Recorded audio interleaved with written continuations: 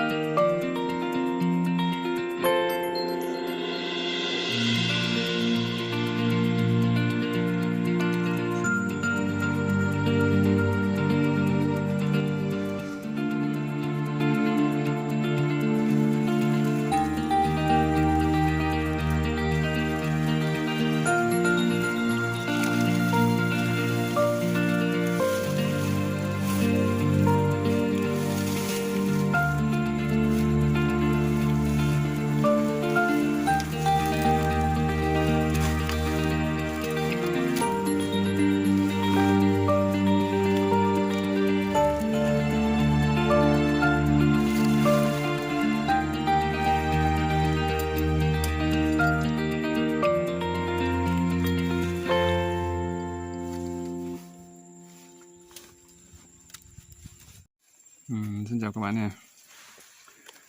Nay mình sẽ đặt 60 cái ống trúng. Đây ở trong rừng, sẽ review cho các bạn xem.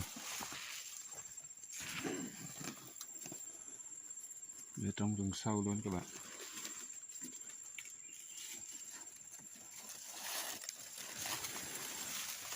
Đây mình sẽ đặt ống đầu tiên.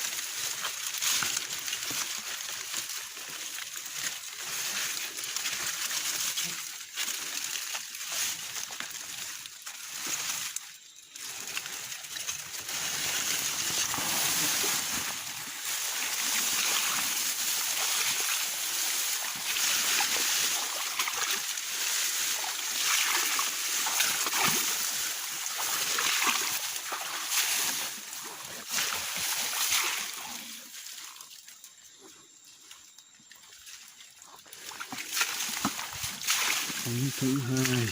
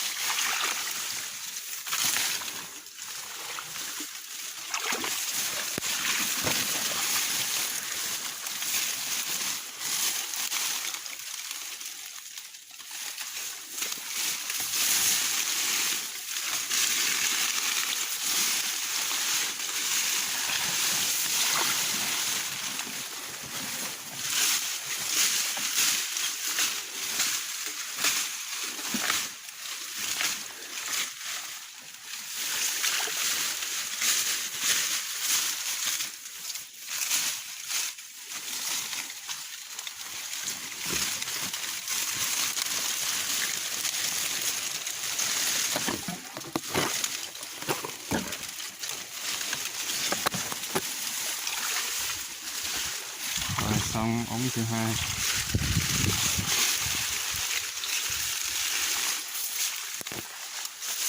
Bây giờ mình sẽ up video tại đây để đặt hết số ống nguyên còn lại nha các bạn.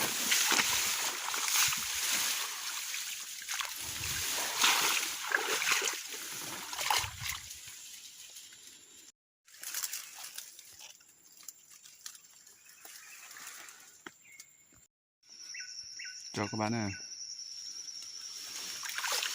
Nay mình sẽ đặt đi thăm ống cúm mà hôm qua mình đặt trong khu rừng này.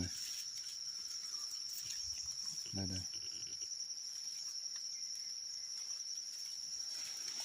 Hôm qua mình đặt 60 cái ống. Bây giờ là 6 giờ. Mình sẽ đi thăm. Bạn theo dõi của mình nhé.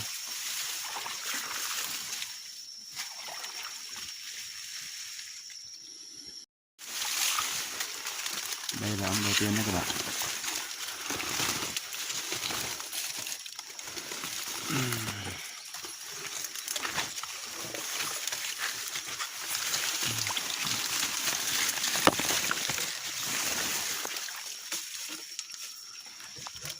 Ồ, dính.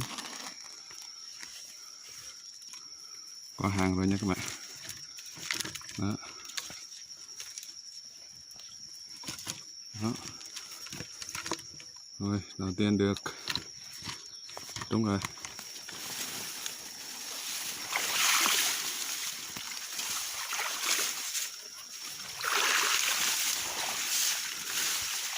Đấy, khu này toàn là rừng không.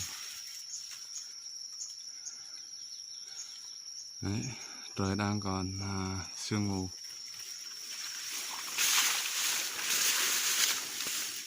Rồi, ống thứ hai.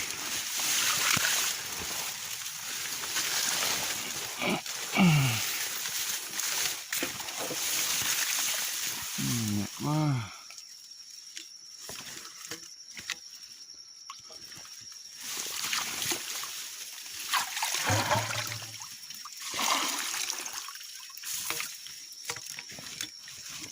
Ống thứ hai được còn nhỏ các bạn ơi.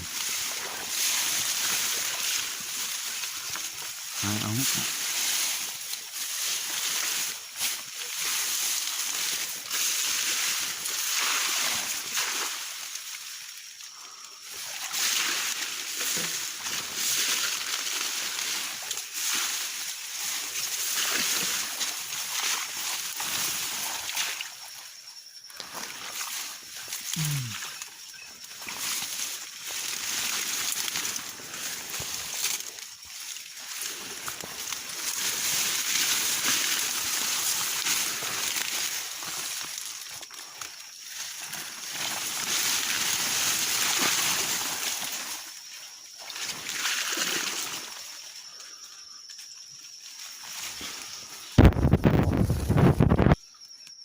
Đây, ống thứ ba các bạn ơi.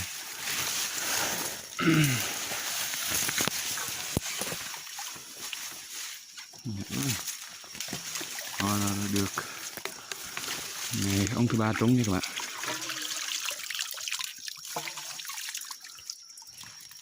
Đó.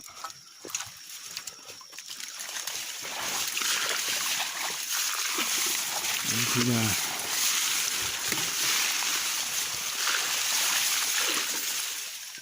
Mình vừa thăm được 3 cái ống.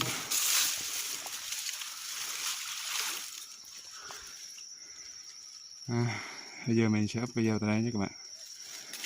Do là nhiều ống quá nên là vừa đi vừa thăm nó hơi lâu. Bây giờ mình sẽ thăm hết. Rồi tí nữa mình tổng kết cho các bạn xem nhé. Đấy nhé các bạn. Mình vừa tổng kết xong 70 cái ống trúng. Đây. Giờ mình sẽ số ra cho các bạn xem kết quả nhé.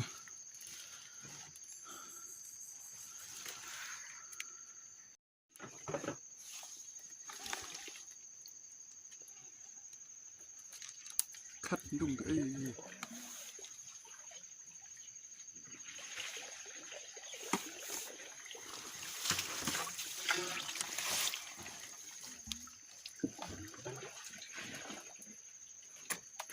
lươn to chết rồi.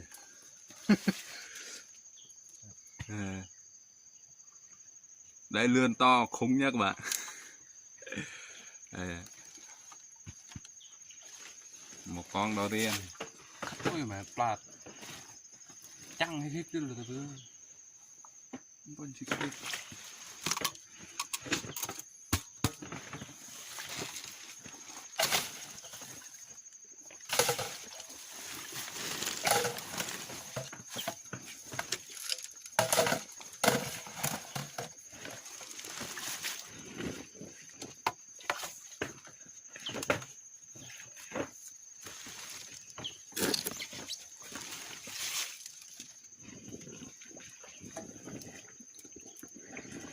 gì mày pi nhăn mà thì thì nhân là lo đầm đàn hả lo sắt cơm phần máy mong cái đấy của mình có cái đấy của mình có cái mai mua sắt cơm này đi ba nó chim họ lại rồi nó kít một kít đi đây nha các bạn là hàng khống nha này các bạn thấy lươn không đấy đầy ống luôn các bạn đầy ống luôn gì tập đấy số hết rồi nha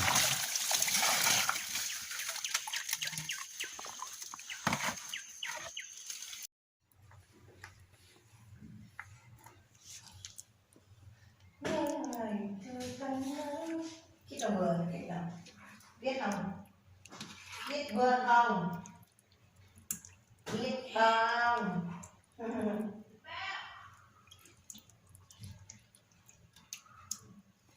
kêu cái gì này gì kêu